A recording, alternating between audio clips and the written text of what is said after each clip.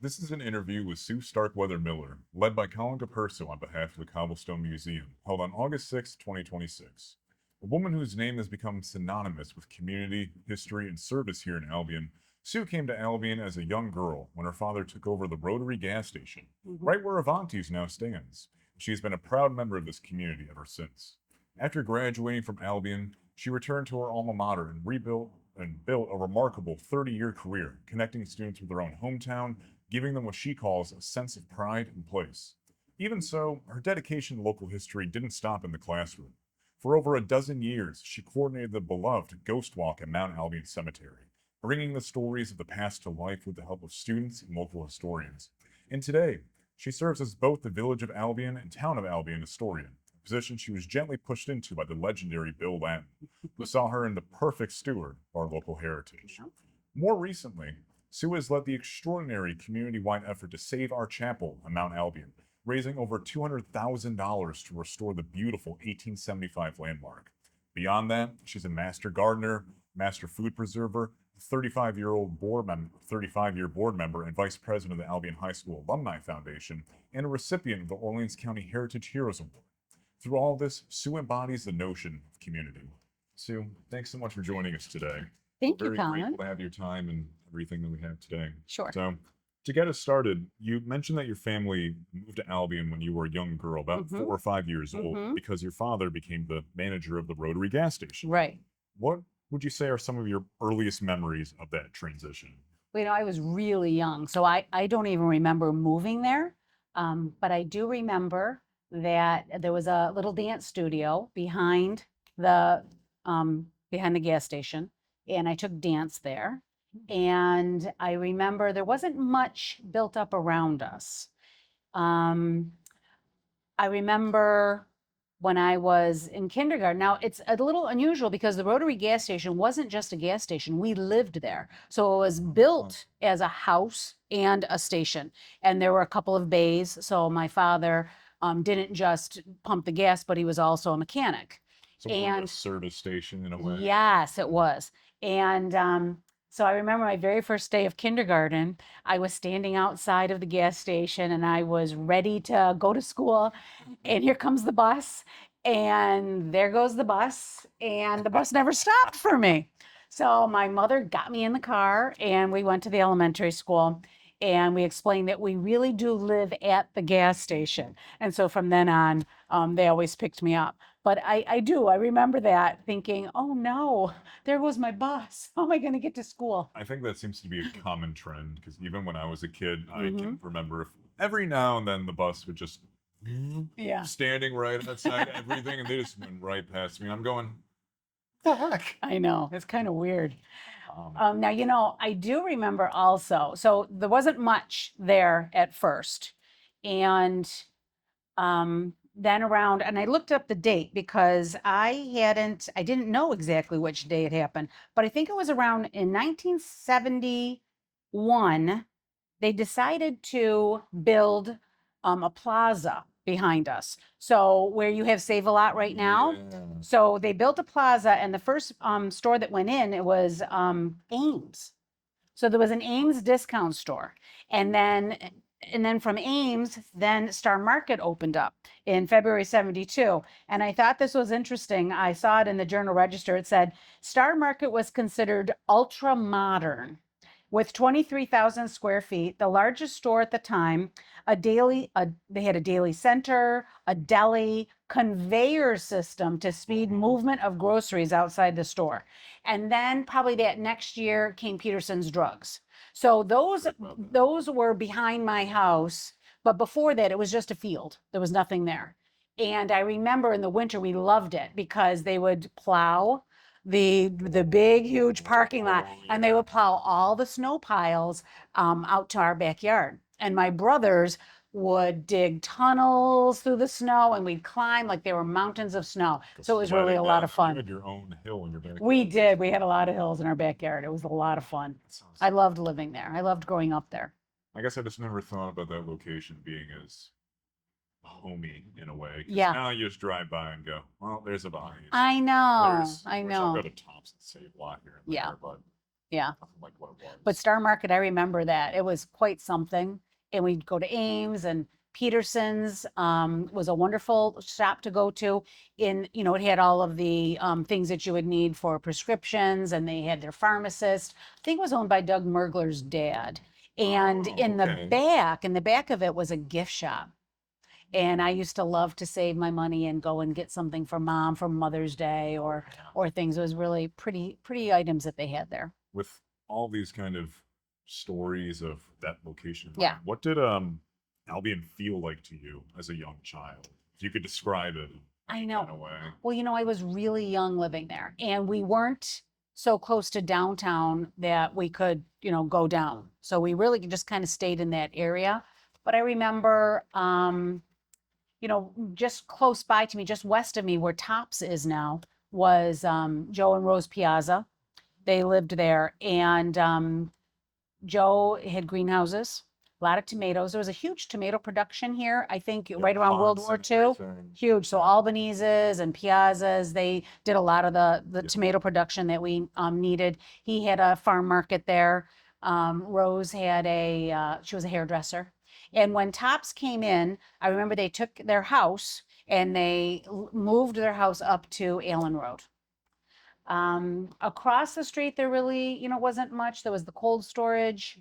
But there wasn't a lot at that time. Not You as many know, of the businesses that we kind of no. know today. But now, as I look back at it, it was sprawl was happening. Yeah.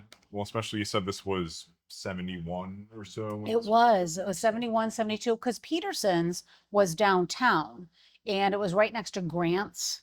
And so where the Hoyt Library is. So it was there, but they decided to move up to Star Market and to Ames.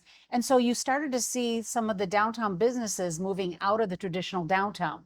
Yeah. And really, as you look at it, we had a lot of sprawl. And that kind of kills the downtown sometimes. Wondering then, because I think they were demolished around the 50s, maybe 60s, that area of Main Street where 60s, where I don't know if you remember that in your lifetime or like seeing some of these businesses start to emerge around there. That Yeah. may have looked like your Yeah. recollection. Right. I don't. I was really young when we came here, so I don't remember that. I do remember a Carol's being built, and that was where Burger King is now. And I remember the bells. I mean, I remember a lot of the businesses, but I don't remember the homes prior to the businesses. They might have just been being demolished or just demolished before we got here. But again, I was 4, Yeah. so I don't remember a lot of that. I do remember, Albion smelling like chicken noodle soup. And I remember the smell of tomatoes, from I'm sure you did. from I Lipton's. remember the smell Yeah. of rubber. Oh, yes, injected rubber. Yeah. Absolutely. But yeah, definitely Lipton's really kind of, smelled up the whole town. I think about that when I go to Buffalo and they said our town smells like Cheerios. I always think our town, because they have the Cheerios plant there. Yeah. And I always think our town smelled like chicken noodle soup from Lipton's. It's so interesting seeing that kind of shift of Oh, yeah, everything turning into more of a commercial space. very in much that so. regard, And that's, especially that stretch that we yeah. talked about. And there's repercussions to sprawl. It kills your traditional downtown. I think Albion suffered from that. Very much. I was the last class, 4th grade. I went to the grammar school, the old grammar school on Academy Street. Yeah. So I would walk down to get there because we didn't have busing everywhere. Not in the winter, it wasn't. But I do remember that grammar school. I remember the steps, and they were, They have you go worn. through the boys and girls entrance at the time. I think it was just a main entrance that we Which went through. At that time makes more sense. But I do remember I was a bringer. I wasn't a buyer, but I do remember that they would bring in our lunches from either the middle school or the high school, but they would bring those in, and so it was a different kind of a setup for us at the grammar school. We used to love to play kickball. We had a lot of fun there. Yeah, I know that one of my grandfathers went to that school as well. Yeah, Now it's just housing, which is nice. it is. See It's it wonderful. It's like what they did in Holly. Oh, yes. Those are the kinds of things that are so important. Adaptive reuse, I think, is extremely important. That grammar school is beautiful. Yeah, I used to And- walk by it all. I had a friend that I used to live over near Stock and Lumber, and I Yeah. had a friend that lived just across from the library, so I Right. always cut through that parking lot. Yes. It's just Yes. disheveled. Yes, I know. I know it. But yeah, those are some of my, memories, I guess, of, being younger there. And another thing that you had mentioned to me that you recall from your childhood was around 1973 to 74 with the gas crisis and Oh, everything yeah. involved. You Hmm. remember cars lined down Route I 31 outside do. of your house I and the do. odd, even license plate Yeah. system, especially living and running a gas station. Yeah. What was that experience like for your family, given that that was your livelihood at the time? Well, I remember it was really, really busy. I don't know if the other gas stations were as busy. Some gas stations would close. It was constant. And I remember going out and just looking down the avenue and just seeing lines and lines and lines of cars. And Dad had, a lot of great workers that, helped him. And it was all full service.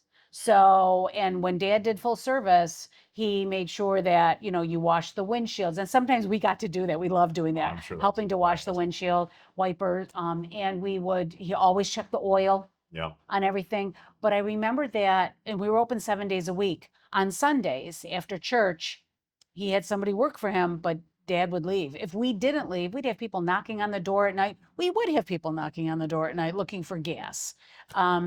But it was a very, very busy, very productive gas station. My father worked very, very hard. My mom also did Western Union there.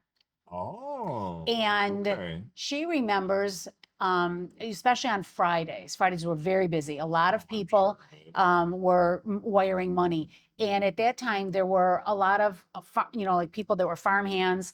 I guess you would consider them more migrant from the South. So they were sending a lot of their money down south to like the Georgia area Yeah. and things. And that's how they would go, back and forth. I imagine But I that remember how it busy was, she was. I imagine, especially with the gas station being Yeah. busy. I mean, we're really that kind of middle point between Rochester and Buffalo. So Yes. I imagine that just Yes. all day. It was all cars and- day. It was all day. And he was very busy as a mechanic.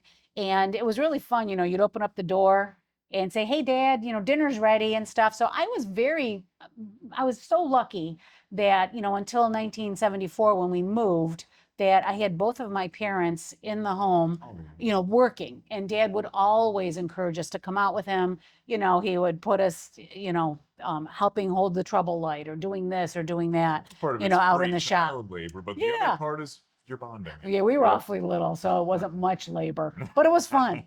Pull the light. I'd clean the bathrooms out in the back.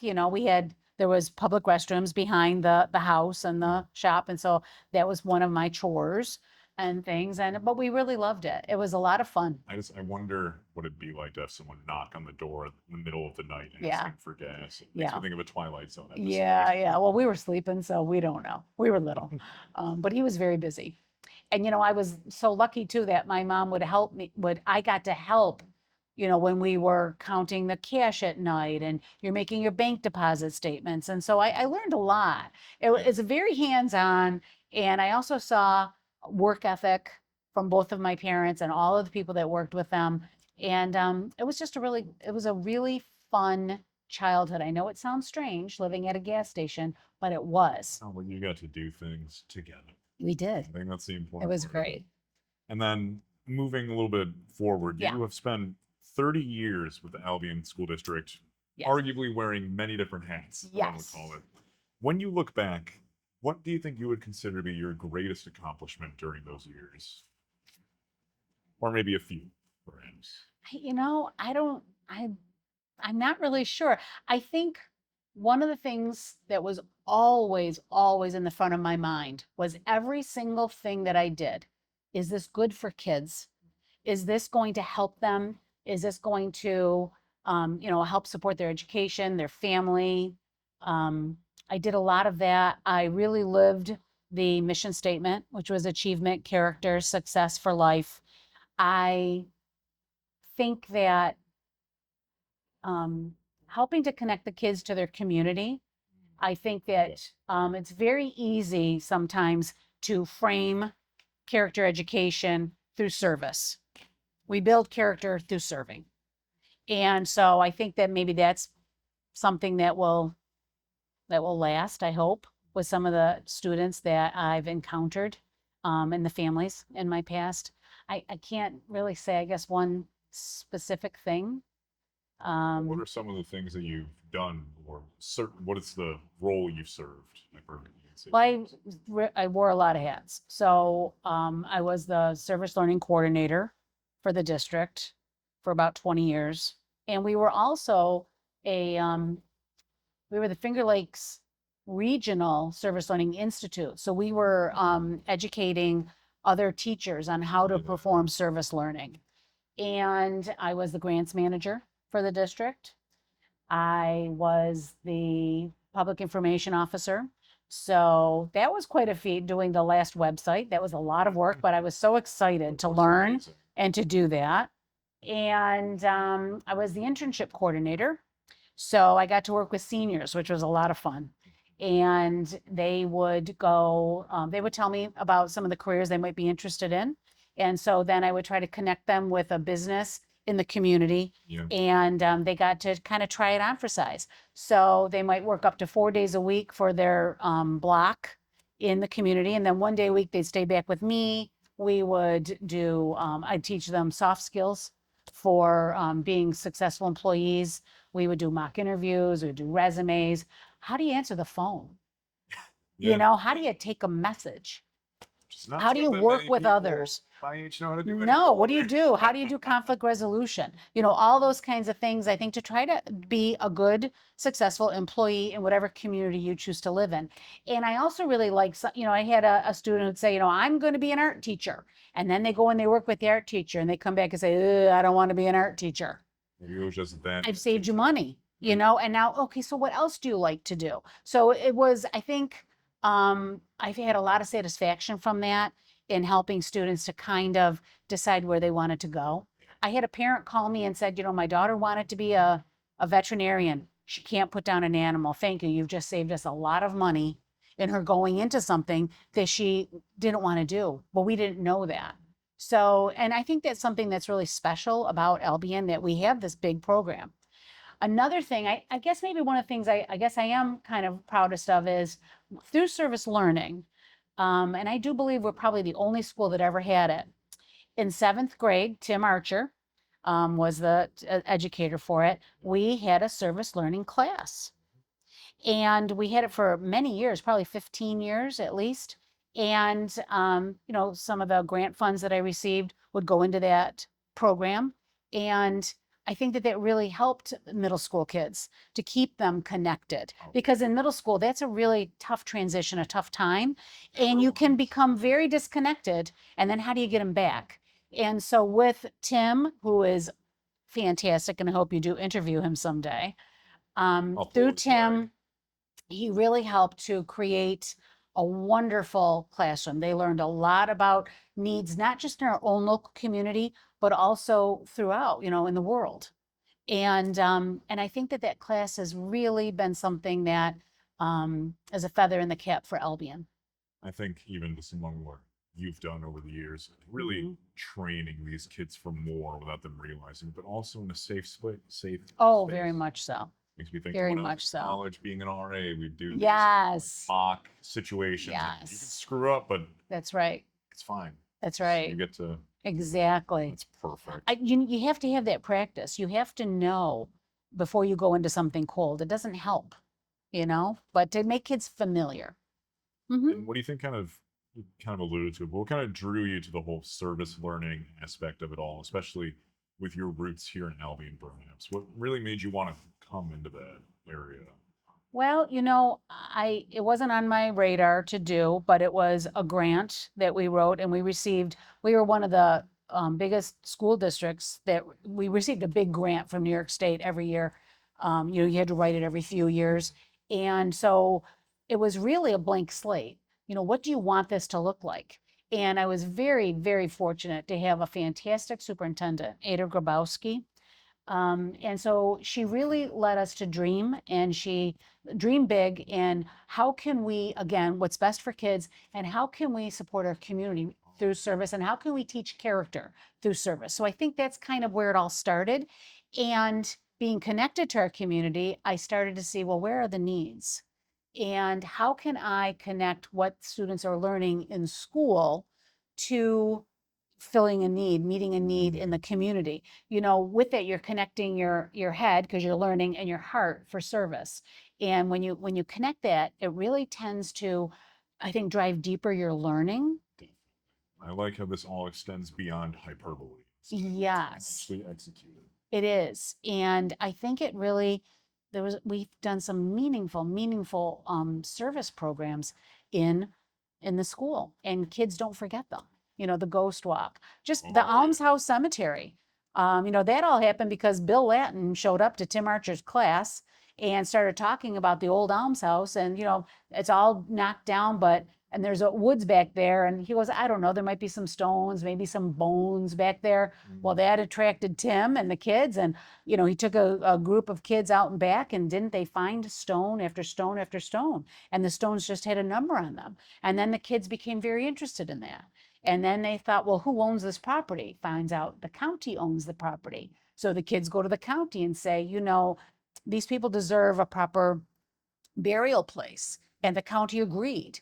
And then they formed a great partnership between the county and our students, and we got to turn it into that beautiful almshouse cemetery out there. But those are the kinds of things. You have this little idea or this little nugget, or someone says something and you find out there's a need somewhere. And then through that is when we said, okay, what can we do about this? How can we attach it to our curriculum and to the students' learning and make it happen? Sounds like I have a few things to learn from you as well once I start teaching. I think I'd be happy to share. Later on, you co-wrote an article with Caitlin Olson about the Yes. AMSA, the Albion AMSA, Main Street yeah. Alliance, Yeah, and you presented this at a national conference. yes. What can you tell us about that initiative? What was the vision, and what perhaps maybe made it challenging to sustain? Well, AMSA, the Albion Main Street Alliance, that came out of, there was a grant in the community. That it was from the National Trust for Historic Preservation. And the grant wasn't money, but it was technical assistance. And they were looking for communities, Erie Canal communities, that needed some help in their downtowns. Yeah. And so we wrote for it, hoping, because we really wanted to receive that technical assistance. And I think it was Lockport, Albion, and Lyons. They were only going to accept 3 communities. Really? We were one of the 3. And so we hired Caitlin Olson, and I was, part of my service learning was I was also the district's community liaison. So I was on the AMSA board, along with a lot of other committed business owners and building owners from downtown Albion. And all of us together, we would have, the National Trust would come out and they would talk to you about, how do you shore up your downtown? How do you adaptively reuse your buildings? What would a traditional downtown look like? What are some of the things we need to work on? What are some of the things that we're doing well? And so then how do we do that? And the special sauce is you need to have the support of the community, the building owners, the business owners, which may not be the same people, and your government. And for some reason, no matter how hard we tried, it just did not work for us. We couldn't either get business owners involved, or we couldn't get the village to work with us in the way that they needed to. And so it was a struggle, and we tried really, really hard. I felt like this was one of our best chances to breathe new life into Albion. And, through AMSA, we would know what was going on downtown and what did we need. Where were our needs in our downtown community? And so together we'd work with AMSA and the students, and we would do a lot of really cool projects downtown. And, just getting the kids to go upstairs and to see the Opera House that most people don't even know is up there at the old Landors building, or seeing the GAR room. Have you been to the GAR room? You, my friend, have got to get up there. You wouldn't believe it if you saw it. It's So fantastic. the one that is inside. It's in the Day building. So you have the Pratt and the Day building on Main Street. above the The bank? Pratt, no, the bank is further south. That's right. The Pratt has the Opera House. The Day on the 3rd floor has the GAR room, the Grand Army of the Republic room. And It's amazing. it's amazing. All of the wallpaper is in place, intact. You step back into history when you go into that room. It's We're gonna great. go there. I don't know. We need to do it very quickly, don't you think? But yeah, I think said there was a real disappointment that we just couldn't make it happen. But Caitlin and I did a lot of great projects downtown. Money that was raised from the Ghost Walk went to some mini grants that our high school students were able to execute. So we would have $500 grants that a business owner could apply for. Our students would look at the information and they got to decide, where is our money going to be going to help improve downtown? And it was wonderful. And I think the students felt very empowered by that. And they knew that what they were doing up at Mount Albion at the Ghost Walk was really helping the community. I think in a similar way that leads nicely into the next question I Yeah. wanted to ask, which is, you said that your ultimate goal was to give students a sense of pride in place. Yes. Why do you think something like that is so important, especially for young people in a small town like Albion? I just think that having good memories, having positive experiences in your community, knowing where you came from, being proud of your home and your hometown, I think helps hopefully to build maybe civic insight or civic responsibility. No matter where you go in your life, whether you live here and you stay in your hometown, and many do, or you move away, I want you to be a responsible citizen. I want you to be civically engaged in your community, whatever that may look like to you, but to give back to your community and to make it a better place. And you can't do that if you don't know who you are, if you don't know where you came from, where your community came from, how it was built, where did it start, and who were the people that had a vision and had foresight into creating such a good place to be. And it's had its ups and it's had its downs. I know some people are very negative about Albion, and that really bothers me. And I see the negative, but Why not make positive? there's always negative wherever you go. And that's right. And if we had more people on the bus going forward instead of trying to defeat you, look what we could be together.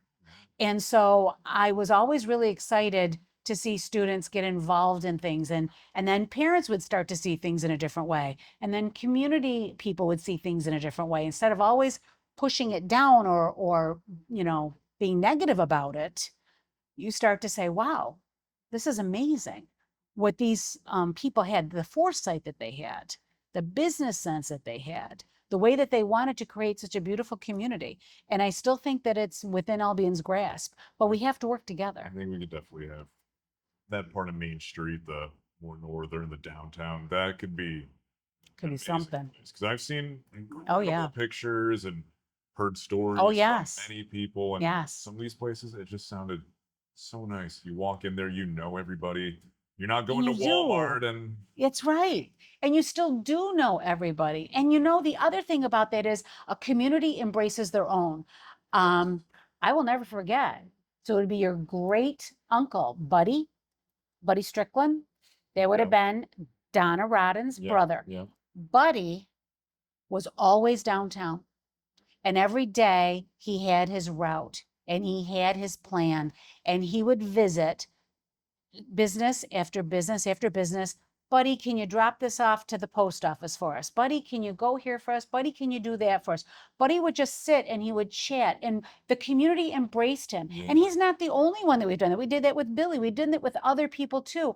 Embraced our own. And that's the beauty of small town. If I break down on Main Street or somewhere else, within 2 cars, someone's going to know me and go, oh, there's Sue. We got to stop and see if she needs help.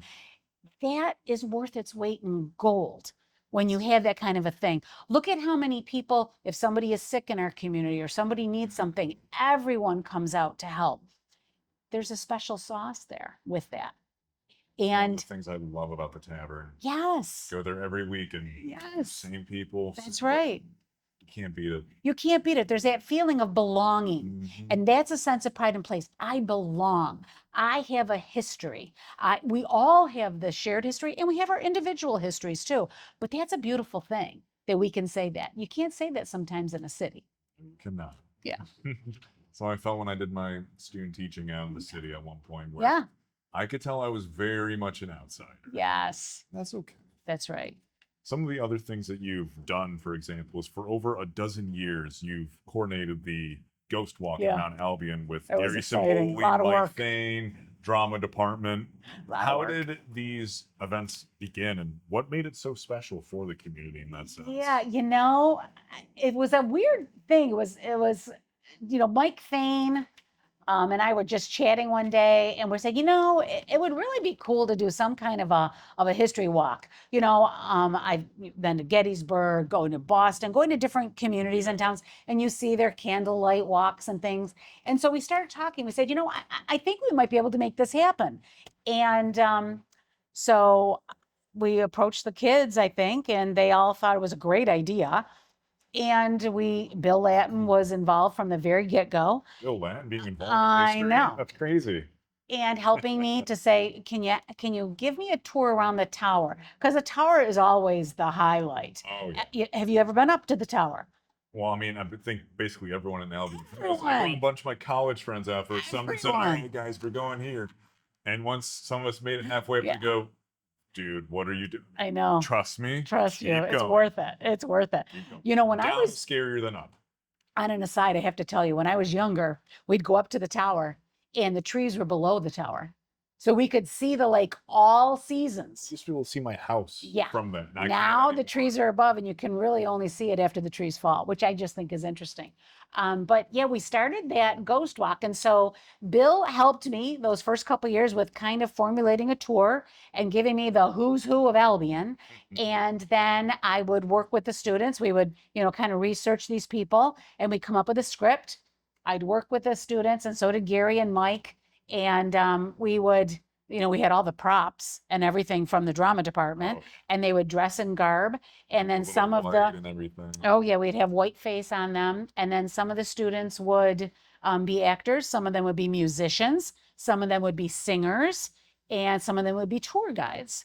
And we would bus them. This was part of the service learning grant. And so we would bus them from the school district into Mount Albion. They'd get dropped off. They'd walk on their tour, and then they'd get back on the bus and go back.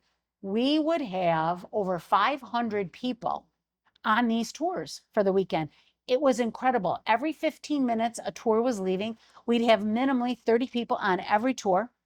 And, it was in fall, so people really liked the whole idea of a ghost walk. It was never meant to be scary. It was meant to be educational, and it was meant to be entertaining. And I really think that we hit the mark every single year with it. And actually, one year we were off because there wasn't a free weekend that we could do it. And so that was the year that I created the Ghost Walk here at the Cobblestone.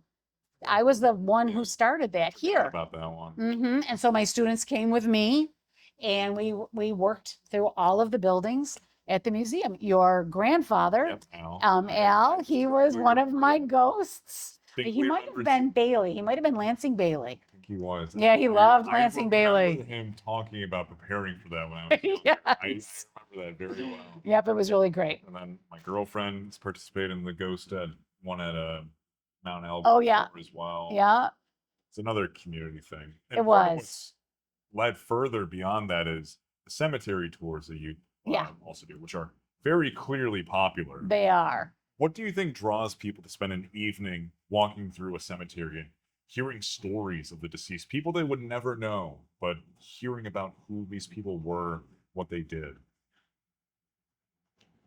Well, again, I think it's about connection. I think it's about, who were these movers and shakers from Albion? Sometimes, and there's people here who have very long, deep histories. You're one of them with your family, and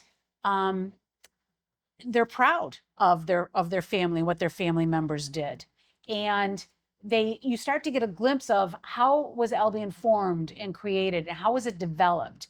And Mount Albion really is very, very special, anyways, and there's nothing like it around here. And there's over 20,000 burials, so it's a huge undertaking to do those tours. And I just think that people really enjoy it. So the other thing that people sometimes don't realize that it's a level 1 arboretum, and that was done. Yeah. Tim Archer did that in Yeah. 2022 with his students to get that distinction. And so it's beautiful in every season, and the cemetery staff does a great job with it. And from its get-go in 1843, when it was opened, they created a sidewalk that went from the village to the cemetery. On a Sunday, it was the thing to do, to walk from the village or drive or bicycle or whatever. And because it was always built as a rural Victorian cemetery, it was always built partly as a cemetery and partly as a park. Yeah. It will always be that way. And so it's just a natural thing to want to come to that cemetery, to walk, to visit, pay your respects to the dead, to have lunch. My best friend Sarah and I, we used to bike ride in the summertime all the time there, and we would have lunches, and we would just visit, and you'd look at all the stones, and there's just something comforting and special about it. People say, let's meet at the tower, let's meet at the chapel, and walking and visiting with people. So it's a way, really, I just thought about this right now, as we're giving these tours, it's a way of visiting with the dead. Yeah. I've always thought of Mount Albion in a sense of, think of how Mount Hope in Rochester is this integral, Yes. almost centerpiece there. Yes, We essentially have a miniature version. we do. We do.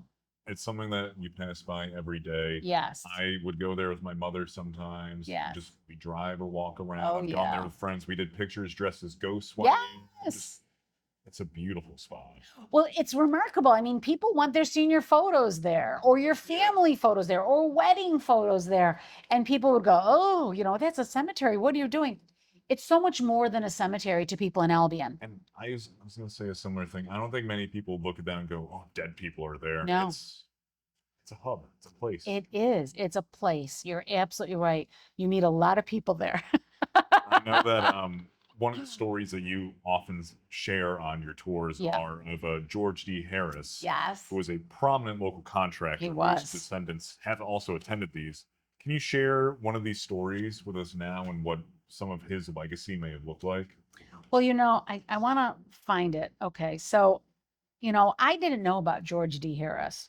Want me to tell the story of that, of the painting? I mean, That's fine. okay, well, because, George D. Harris was a contractor. He died in 1918 at only 50 years of age. You didn't know him? No, I did not. But I feel like I do now. And so you start to dig into someone and their history, and you start to realize he had his thumb on a lot of big things that happened in our community, at the turn of that century. And I had to write down a couple of them because I mean, it really is, it's amazing.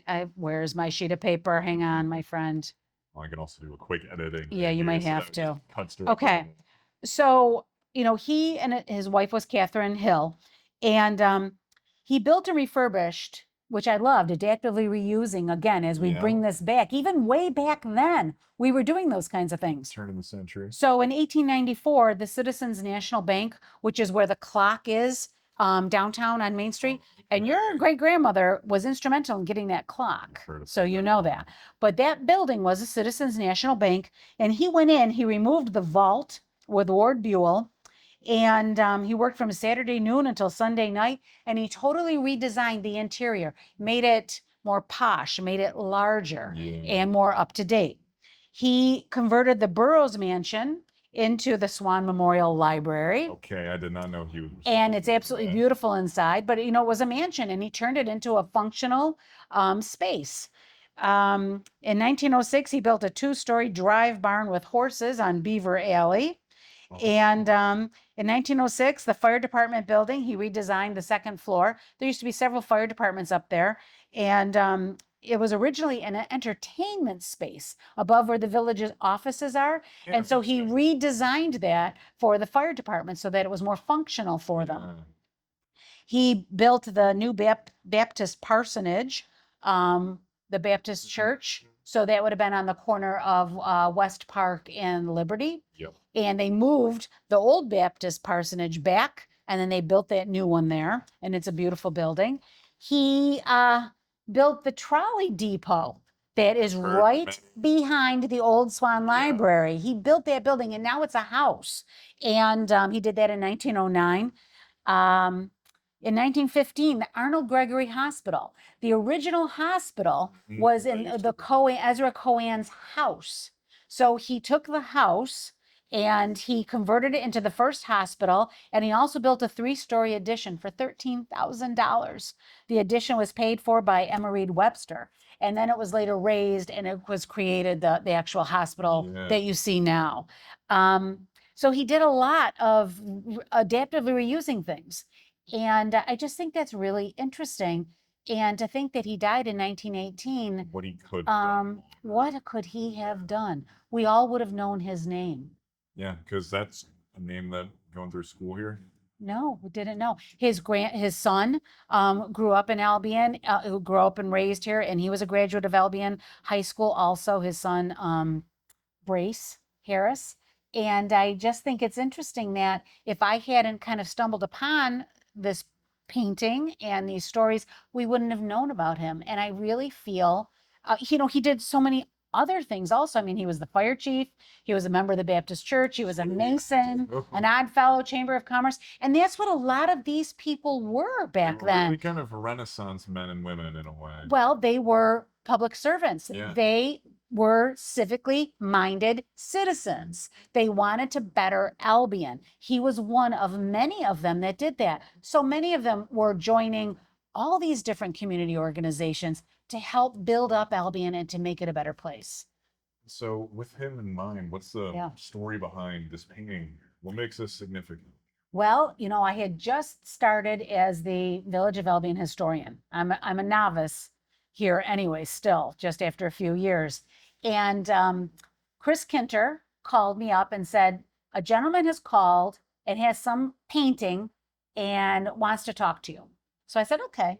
So I called, I picked up the phone and I called a person named George B. Harris. And he lives in the state of Washington.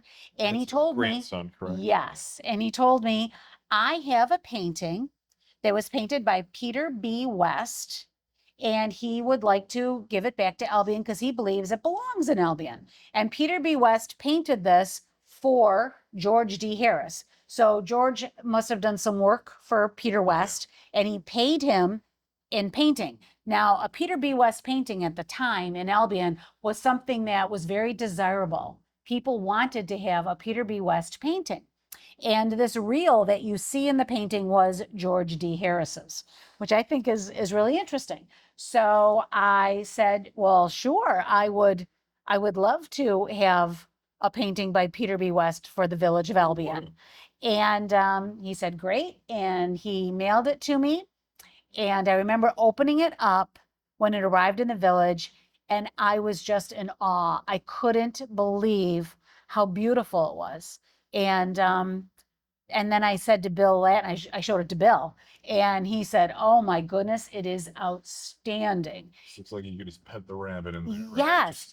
And then as we were talking, I said, "Now, Bill, I don't want to keep it in the village offices. What are we going to do with this?" And Bill said, "I've got a great idea. There were already 2 other West paintings at the Hoyt Library. Yes. One was of hair, and the other one, no, I think it was just it was 2 fish. Thank you. It was bass. And then the other one was of the beautiful Stephen Halleck residence, which is out on Route 98. And he said, why don't we have it let's see if Betty Sue would let us have it at the Hoyt, because now you're looking at a collection of paintings by this painter. And so Betty Sue was more than willing to have it. And then Bill brought over a couple more. And now when you go to the Hoyt, you can actually see a beautiful collection of, I think it's 5 or 6 paintings that were done by Peter B. West. And with us today, we also have another painting. Yes, we by do. Peter B. West.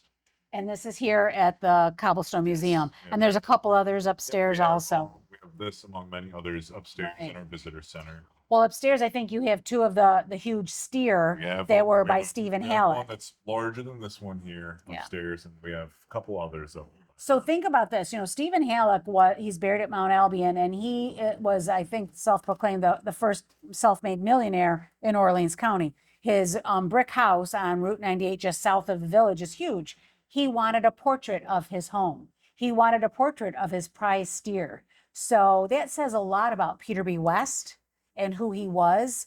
and the weight that I think he carried as a painter here, in Albion. Being desirable. Yes, very desirable. As a matter of fact, he would go down in the winters to Sarasota, Florida, and he would paint for the Barnum and Bailey Circus all of their animal wagons, which I think is very interesting. So he was well respected from England originally, but very well respected. He died in 1913. Yep, just memorize it up here. And you call yourself a novice. I am. He had a studio downtown on Main Street in Albion, and I found something that I thought was kind of interesting. In 1912, in February, the Erie Canal was being expanded right downtown, Yeah. and they were blasting out the old walls to create perpendicular concrete walls. So now you know how old those walls were, 1912. It was near the swing bridge, and there was an especially heavy blast of dynamite, and it sent flying rocks and frozen dirt high into the air. 14 panes of glass were shattered at the Orleans American newspaper, which is where Krantz Furniture is now. Yep. And a pressman who was working on the first floor suffered cuts to his head Oh my God. and face. A woman working on the second floor of that office also was cut and needed medical attention. And Peter B. West's studio, which was around the corner, suffered damage on the third floor. After that incident, they placed boards between the buildings and the canal to protect the buildings from further damage. That was in the Unbelievable. Orleans American. Isn't that interesting? Unbelievable. I know.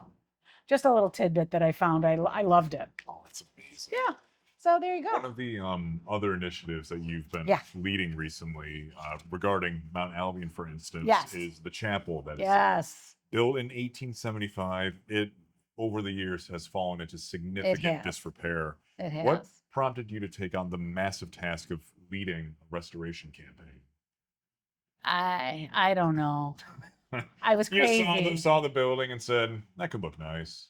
Well, I think that building is really important. I agree. It's one of the first things you see when you enter It the is. cemetery. It's the focal point. It's the center point Yeah. of the cemetery. I know the tower is huge. It's fantastic, but it's you don't not the see first it thing you from see, the street.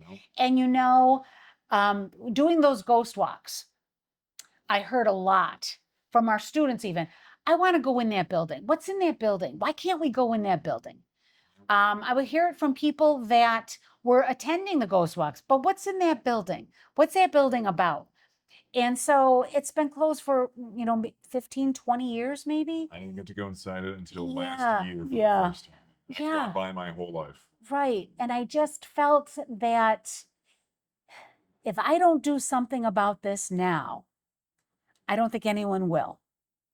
And I felt that the time was right and that we had to try. It's Medina sandstone. Very, very proud. It was that cemetery, and this again, Donna Rodden did this.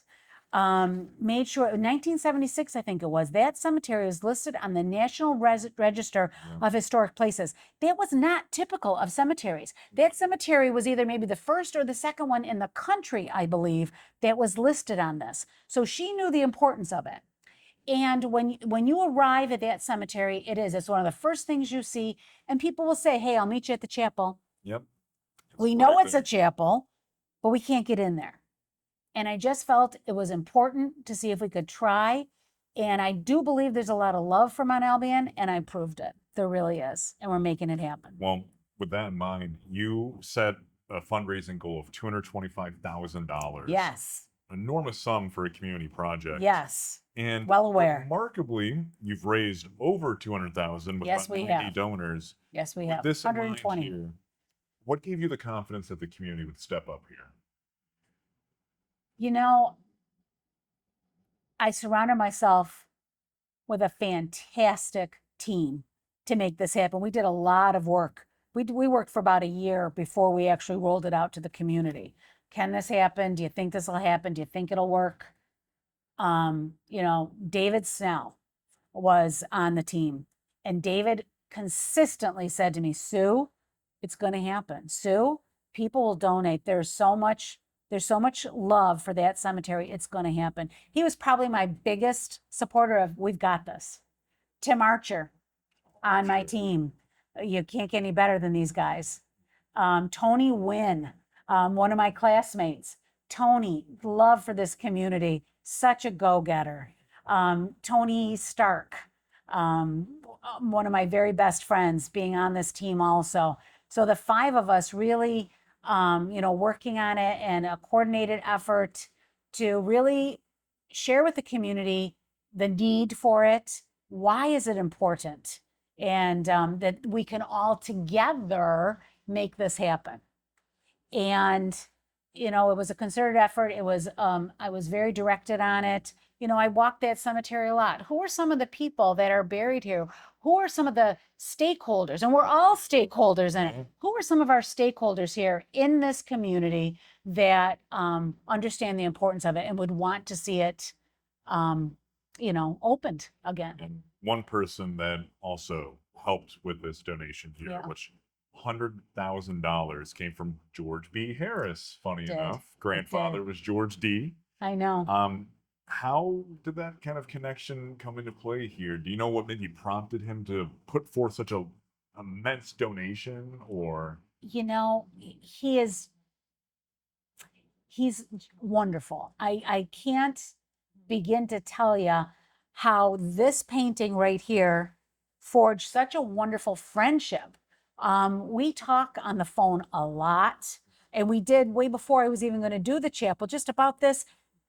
George, he has such a love for his family, for his grandparents, his parents, and really has such a great vision and understanding of Albion. It was unique to me because I know I'm stepping back a little bit from what you asked me, but doing the ghost walk and doing the different projects downtown were very encapsulated.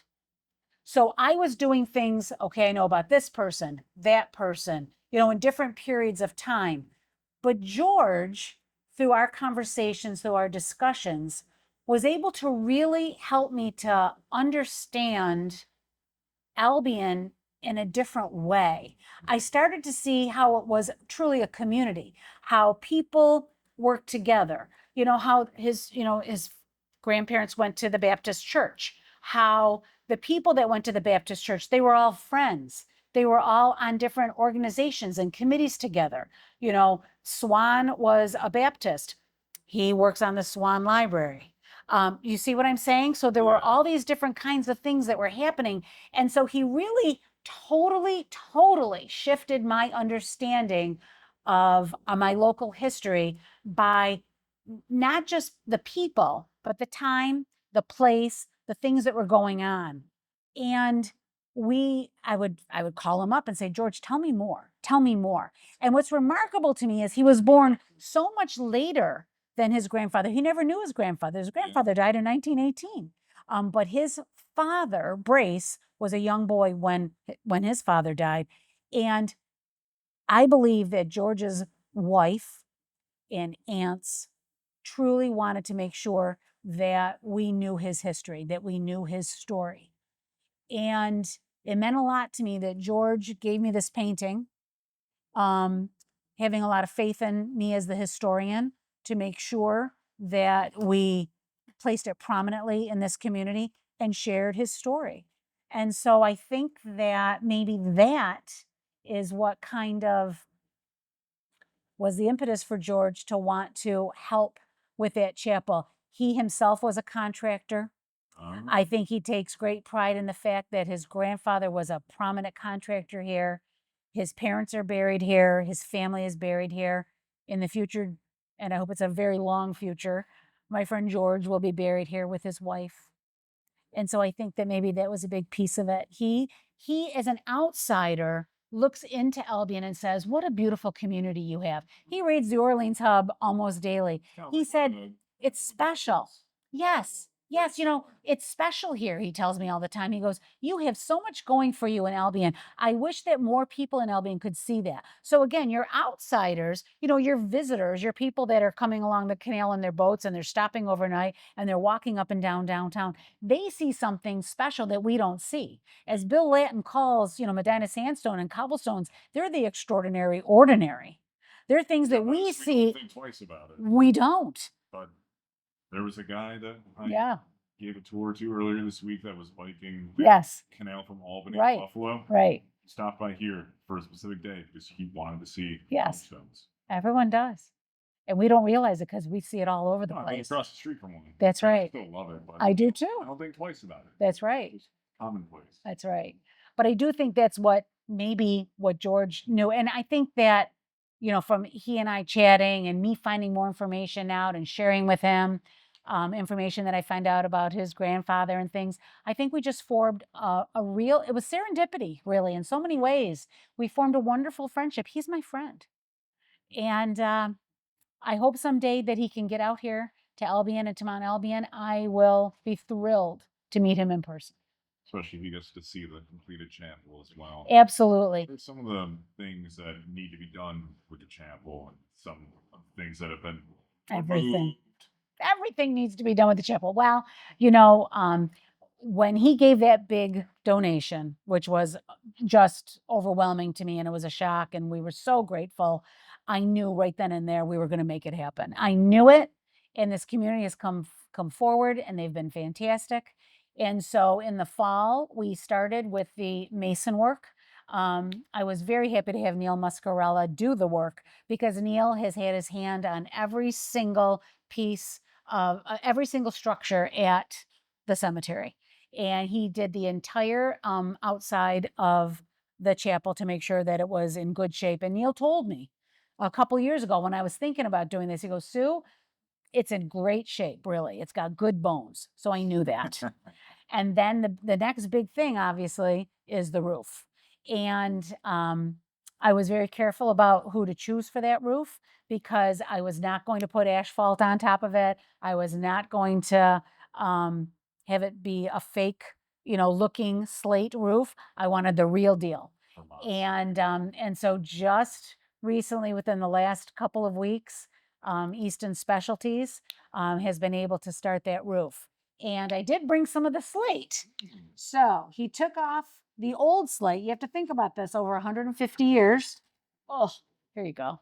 So there's an old piece of the slate. It's 16 by 8, I think.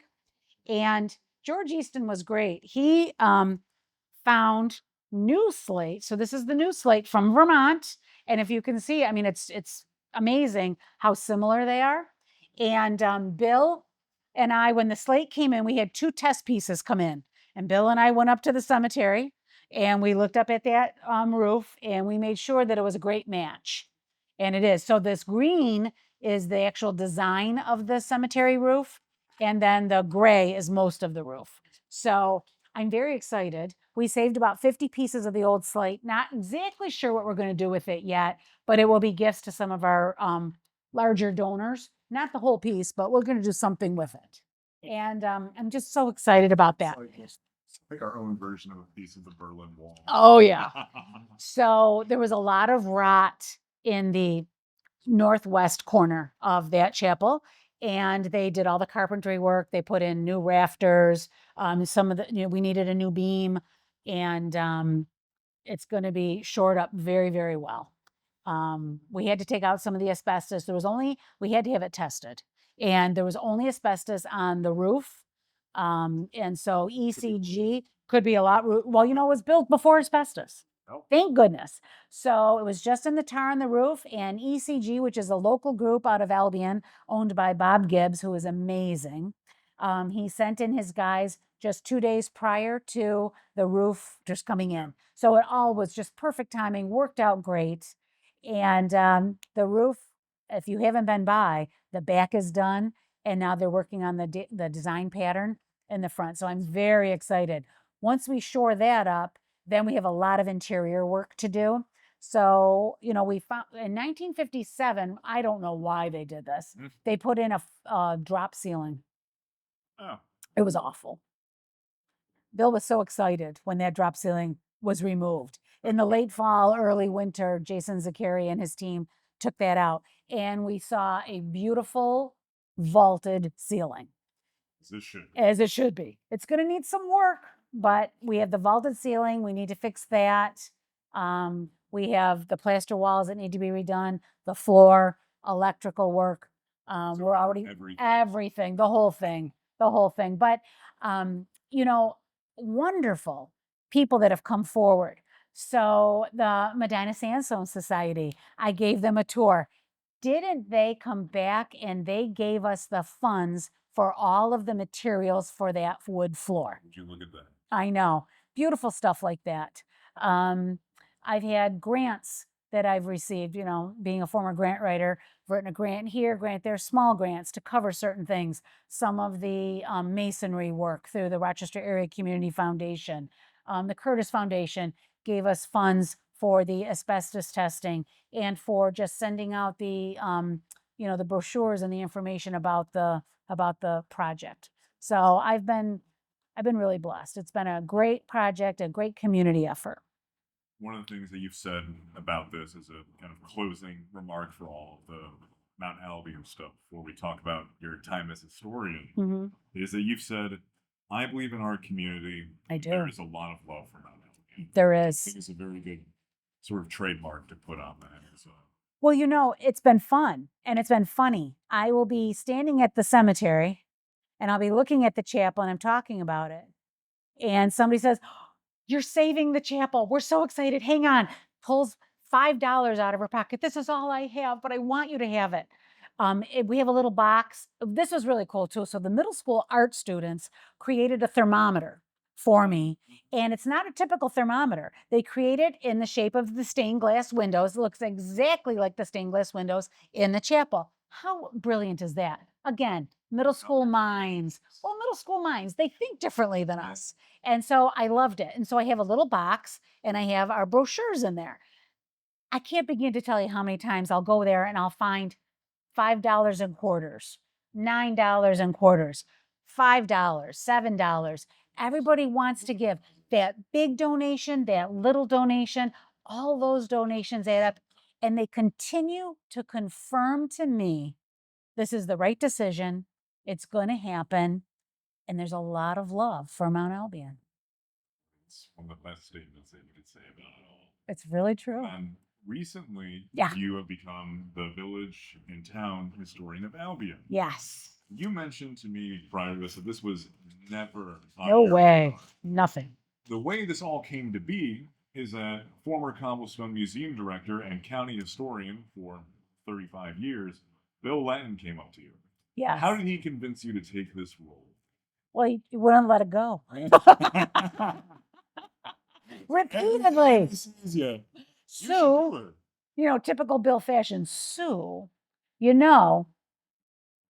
I think you should consider this. I think you can do it. Bill, I'm not a history major.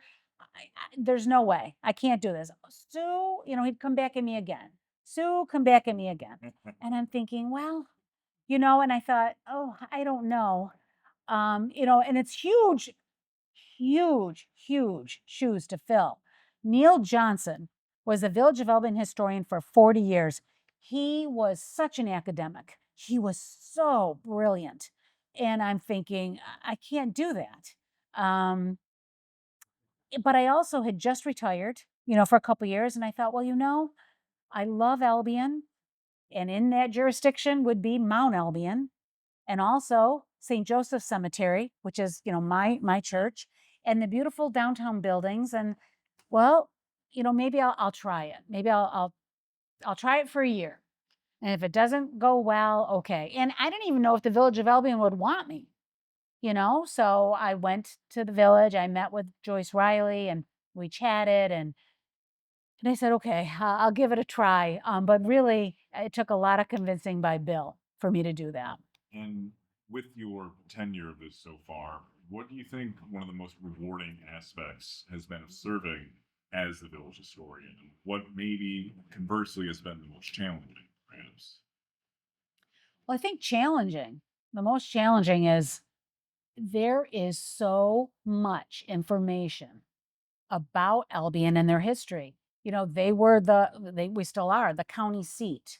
The Erie Canal, everything was coming in and out of Albion.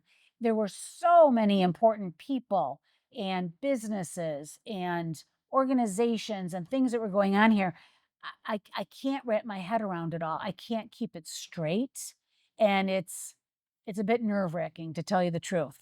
So and I'm not from Albion originally, so I kind of feel like I'm at a disadvantage because I don't have relatives here who can share with me some of that history. You have people like Bill But I Lamb do. give you And different. Catherine Cooper, who's been an amazing mentor, and Matt Ballard, who's been so generous with his time and his information. So I've purposefully surrounded myself with them to try to get up to speed, I guess. But that's definitely been a challenge You clearly worked closely with Bill and others among the years. among the years. What are some of the things that, I guess, from him or the others that you have learned from these people, and what do you think his or their legacy will be in Orleans County when you think about all that either he or they have done over the years and the mentorship that they have offered? Well, Say he was a legend. he is a legend. Bill is the legend. You know, it's hard to put all that, into something. Bill is very unique. He's very special. He has I think a special view of things. He has a very critical eye on detail, on design, on how things could be. And he has a true love, I think, for the past.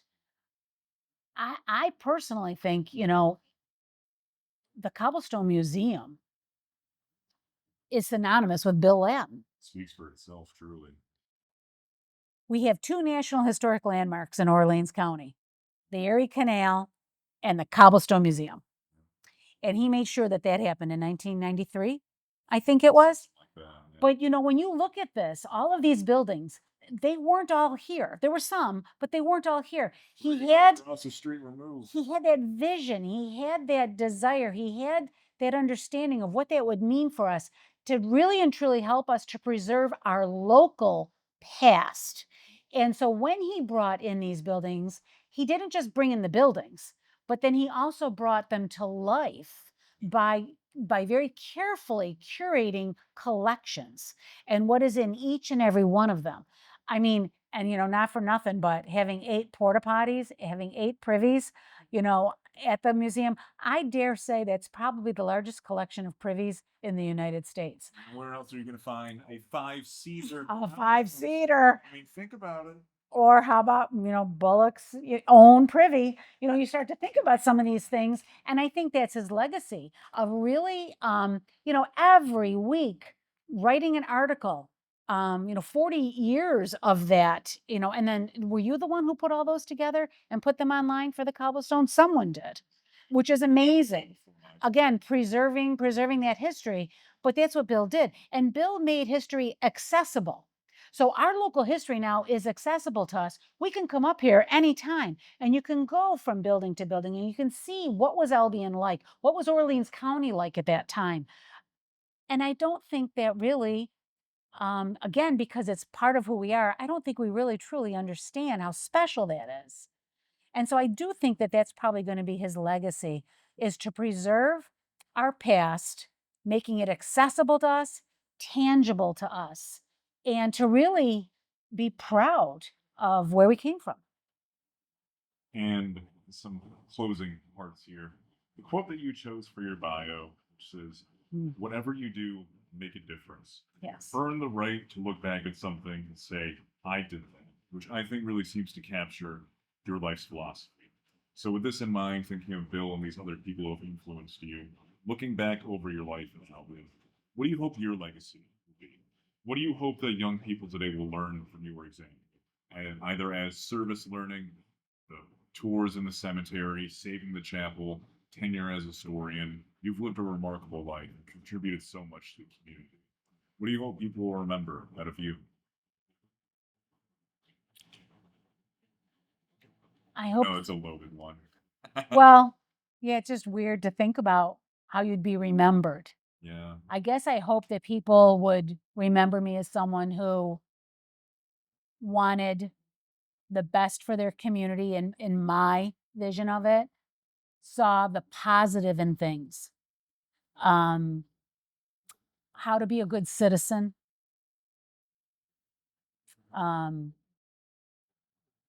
I don't know. That's just such a hard question. Difficult food for thought, I suppose. Yeah, but I do hope that that's what they say. I hope that they see that with thought and care, you can make a difference. That you can put not just on your own. You have to put a team together. You have to know and appreciate people's strengths and gather those strengths together to create something for the good of your community. And I guess I feel that that has always been in my forefront. It's never been about me, but it's been about we. It's been about what can we preserve? What can we save? What can we do? How can we continue to have these things for our future? You know, I'm very involved in my own church at St. Joe's. That church means a lot to me. I do a lot of service there also. I just think hopefully someone sees that, you know, service minded, um, to help others for good. Hopefully, we'll see. I won't, but we'll see. We're already starting to see a little bit of it. With all this put together, is there anything that I didn't ask you that you'd like to talk about, or something that you'd like to share before we conclude our interview for today? Gosh, I don't know. I don't know. I You can always do a second one. oh, I don't think so. This has got to be kind of boring. No. I don't know. I guess I just think that I can't wait to see what's going to happen with the chapel. I hope that people um, are going to enjoy it in the future. I'm hoping that again we can have memorials there and funerals there, and I would love to see a Friends of Mount Albion committee formed. I would. We didn't talk about the Orleans County Historical Association, which is so important. You know, I think that that was, I didn't mention this earlier, but I really think that what happened there really gave me